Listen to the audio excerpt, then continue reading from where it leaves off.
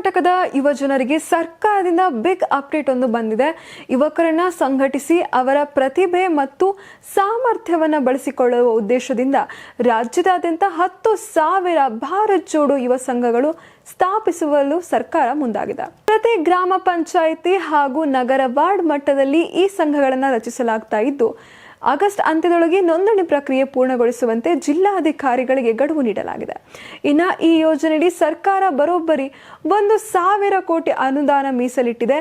ಅಂದ್ರೆ ಪ್ರತಿ ಸಂಘದ ಚಟುವಟಿಕೆಗಳಿಗೆ ತಲಾ 10 ಲಕ್ಷ ರೂಪಾಯಿವರೆಗೆ ಅನುದಾನ ದೊರೆಯಲಿದೆ. ಇನ್ನು ಸಂಘಕ್ಕೆ ಯಾರು ಸದಸ್ಯರಾಗಬಹುದು ಅನ್ನೋದನ್ನ ನೋಡೋದಾದ್ರೆ 16 ರಿಂದ 30 ವರ್ಷದೊಳಗೆ ವಯೋಮಾನ ಕನಿಷ್ಠ ಇದೆ. ಇನ್ನು 100 ಯುವಕರು ಸದಸ್ಯರಾಗಲೇಬೇಕು. ನೋಂದಣಿ ಬಳಿಕ 15 ಸದಸ್ಯರ ಕಾರ್ಯಕಾರಿ ಸಮಿತಿಯನ್ನ ರಚಿಸಬೇಕು. ಇನ್ನು ಇದರಲ್ಲಿ ಅಧ್ಯಕ್ಷ, ಉಪಾಧ್ಯಕ್ಷ ಮತ್ತು ಖಜಾಂಚಿ ಸೇರಿದಂತೆ 15 ಮಂದಿ ಇರಲೇಬೇಕು ಎಂದು ಹೇಳಲಾಗಿದೆ. ಇನ್ನು ಸಮಿತಿಯಲ್ಲಿ ಸಾಮಾಜಿಕ ನ್ಯಾಯಕ್ಕೂ ಆದ್ಯತೆ ನೀಡಲಾಗಿದೆ. ಎಸ್ಸಿ ಸಮುದಾಯಕ್ಕೆ 3 ಸ್ಥಾನ, ಒಬಿಸಿ ವರ್ಗಕ್ಕೆ 4 ಸ್ಥಾನ ಮೀಸಲು ಕಡ್ಡಾಯವಾಗಿದೆ. ಇನ್ನು ಅಧ್ಯಕ್ಷ ಅಥವಾ ಉಪಾಧ್ಯಕ್ಷ ಹುದ್ದೆಗಳಿಗೆ ಯಾವುದಾದರೂ ಒಂದು ಸ್ಥಾನವನ್ನು ಯುವತಿಗೆ ನೀಡಬೇಕು ಎಂದು ಹೇಳಲಾಗಿದೆ. ಯುವಕರಿಗೆ ಸಭೆ, ತರಬೇತಿ ಮತ್ತು ಚಟುವಟಿಕೆ ನಡೆಸಲು ಸ್ಥಳೀಯ ಶಾಲೆ, ಕಾಲೇಜುಗಳು ಅಥವಾ ಸರ್ಕಾರಿ ಕಟ್ಟಡಗಳಿಗೆ ಕೊಠಡಿ ಒದಗಿಸುವ ವ್ಯವಸ್ಥೆಯನ್ನು ಇರಲಿದೆ.